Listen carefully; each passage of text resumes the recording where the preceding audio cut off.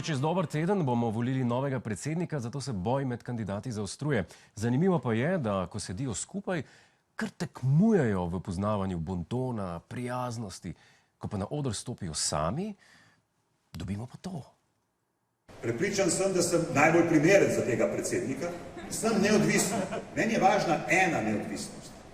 To je neodvisnost od interesov tranzicijskega kapitala.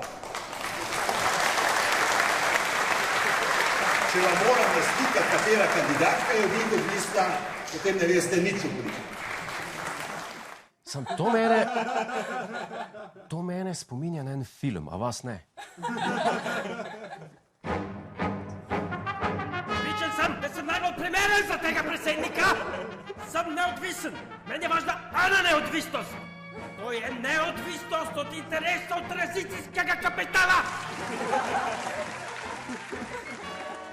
Če vam moram naslikati, katera kandidatka je od njih odvisna, potem ne veste nič o politiki.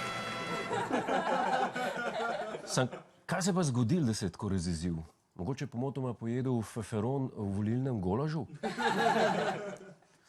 To ni bilo podobno šahu, ne? On je šahist, prej boksu. Jaz sem najbolj primeren za predsednika, nič ne veste o politiki.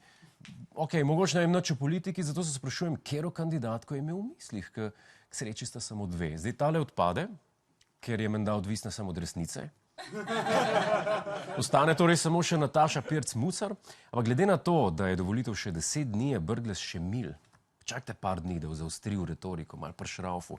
5 dni pred volitvami se bo zih spravil na njeno težo, 3 dni pred volitvami na to, da je ženska, 2 dni pred tem pa, da je blond. Boste videli, če ne.